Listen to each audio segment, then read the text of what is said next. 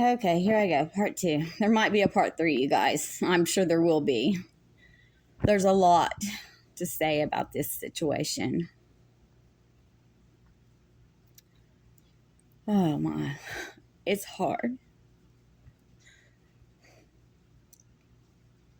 This was my childhood best friend from the age of 2. We fought like sisters, and no, we were not in contact as of 2019. That never stopped the love I had for her. It never stopped the thoughts I had about her, the dreams. When I would go out and about, I would always look for her to see if she was at the car wash or at Walmart or at McDonald's or even at Easy Mart. People have to understand that Angel and I, through the years, yeah, we fought and we went years without talking, okay? But there was never a time that I did not reach out to her and we did not make up. That's the reason for the pictures, you guys, to show you the years of friendship I had with her. We grew up right down the road from each other.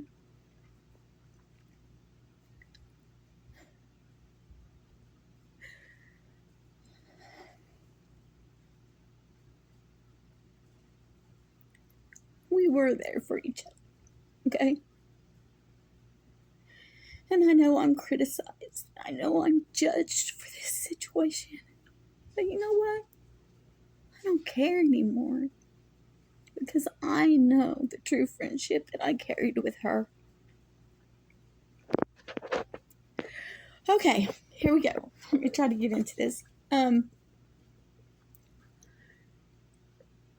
So on September 5th, those sheriffs, they left the scene. Okay, I'm going to back you up. Jolie got some messages from a friend prior to the 5th, okay? The Angel's car was sitting out there. They stated they did call the police.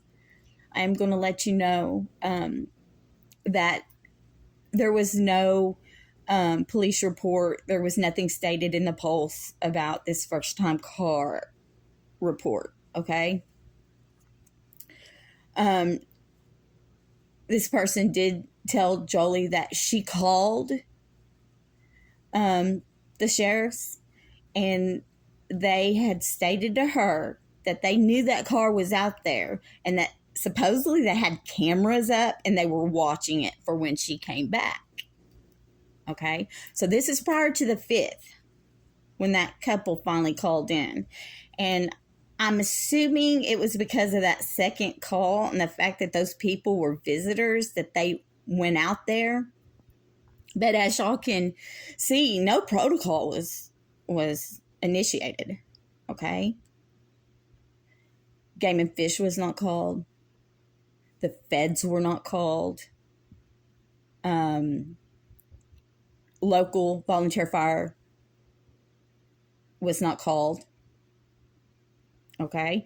And that's for the whole county when it comes to these search and rescues.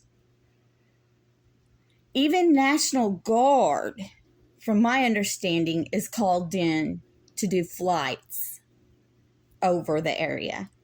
None of that was done, okay? None of it. The 5th, that scene was just walked away from with the 2 items confiscated. Okay? So I need y'all to get that into your mind. That car was not towed in for inventory printing. There was not a search done of that area. And these federal regulations you would have thought the community would have heard about it also, and people would have brought out their four-wheelers, their horses. Nothing. Nothing. Not even a bolo. Okay? Not even a bolo. So this car was reported on the 5th. 2 officers went out. The car was left there. Jolie finally went out there, took pictures of the car, took pictures of the area. I went out there, took pictures of the area. There were some drawings that I believe Angel had done. Let's see. There was a tree with engravings, okay? I've got to find those pictures and I'll post them for y'all. But one had her initials on it, and on the bottom it said J and another initial, and we're not for sure exactly what that initial was, but you could tell the J. There were several J's in Angel's life. We know that. I believe, my opinion is that initial actually belongs to the last person she was physically with, which if y'all read the timeline, you'll see the initial. Okay, it's JG. Yeah, I'm calling it out. I'm calling him out. I think he knows something, and I just don't think he's being pressured hard enough.